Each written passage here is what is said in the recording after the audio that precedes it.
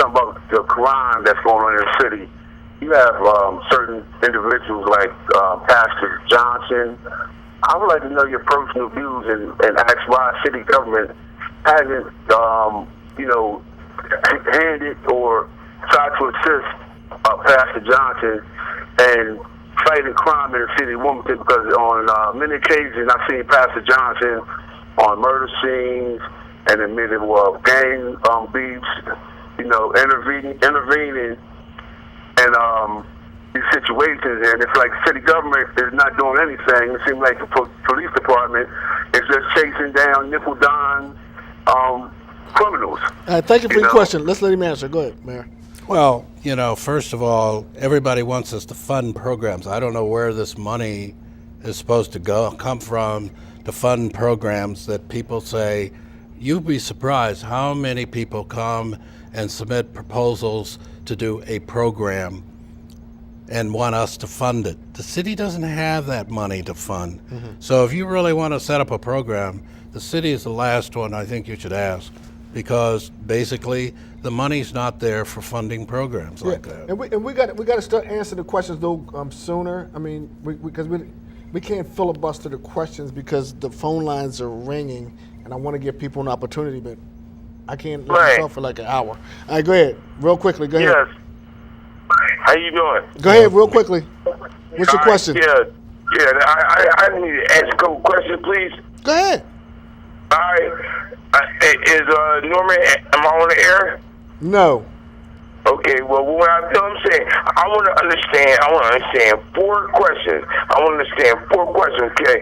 Why is it that the pools are open for 6 daggone weeks out of the daggone year? I want to know, why is it that Pastor D cannot run for daggone mayor? I have a question I need to answer. I need to answer now. Okay, thank you, buddy. All right, bye-bye. Why? But that's not your job, Pastor D. I don't know what he's talking about. The schools are open for 6 weeks. I just said we have no jurisdiction over the education systems. We don't tell them what to do. We have no authority, and we have no budget with them. Do you know? So I don't know what the 6 weeks is referring to. Let me ask you a question. Now, Pastor D, that's with the courts.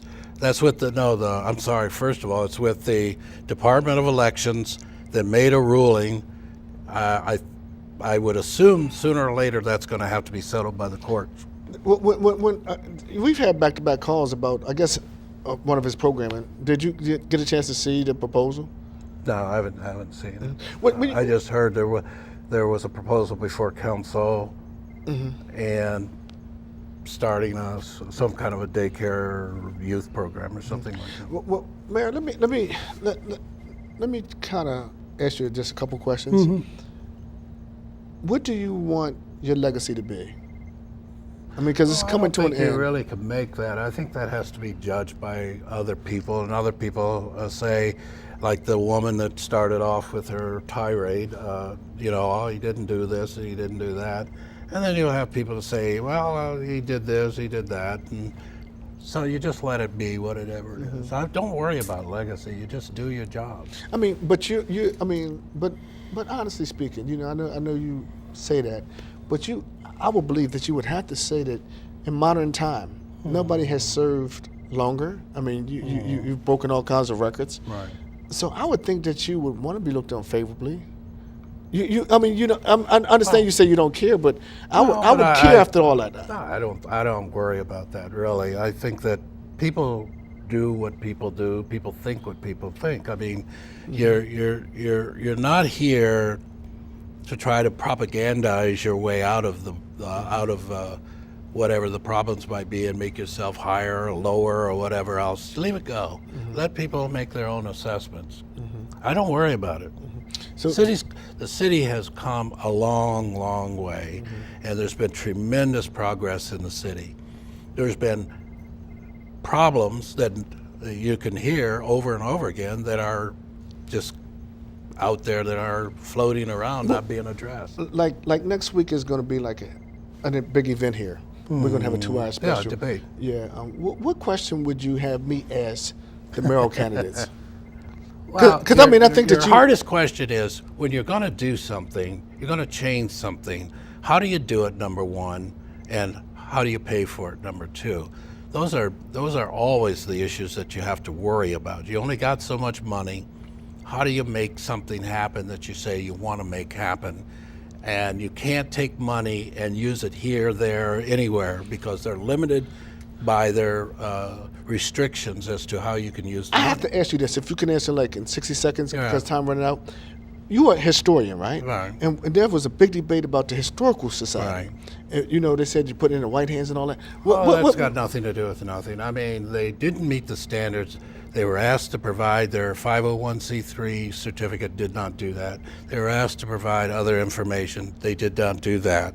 And after the staff made their review, I made my review of both proposals, and the Historical Society got it. Now, have you ever been to Paul Jones's art exhibit at the University of Delaware? No. He looked out through all the country, and the college that he picked for the best art by African Americans was the University of Delaware. Pauline Young selected the University of Delaware for a large portion of her papers. If you go to the Schoenberg in New York, it's part of the public library. If you go to Tulane University, it's a private college. If you go to the Smithsonian, you can go all over this country and see institutions that are not controlled by African Americans that have a great deal of impact on African American history and culture and what we do and what we don't do. So I think the idea that you give it to someone just because of that fact, but you didn't meet the standards. You didn't even try to meet the standards. But you want me, because I'm African American, just to say, well, close your eyes, don't pay any attention to all Thanks, that man. sort of stuff. Hey, thanks for coming on too. Oh, I know I was trying to reach you. Enjoyed it very much. Yeah, I appreciate it. Ladies and gentlemen, I hope you really enjoyed this show. And don't forget to tune in next Sunday. It's going to be a 2-hour special from 8 p.m. to 10 p.m. This is just the warm them up. You come to warm them up. Oh, yeah. And I want to thank everyone for your calls. But and if you want to come down to the studio next week and be in here, it's going to be hot. I think this is going to be the only time the mayoral debate is going to be live. So all these seniors who haven't been get a chance to see some of these candidates, they're going to get a chance. Some of the people in the neighborhoods who are calling don't get a chance to go to some of these debates, get a chance. Because you can't duck this. Right. Like you're not ducking. You don't duck now. Yeah. Ladies and gentlemen, thank you. Hey, Kev, Mike, all you guys, all the camera people. Thank you for staying awake the whole time. We out of here like Vladimir. Thank you, man.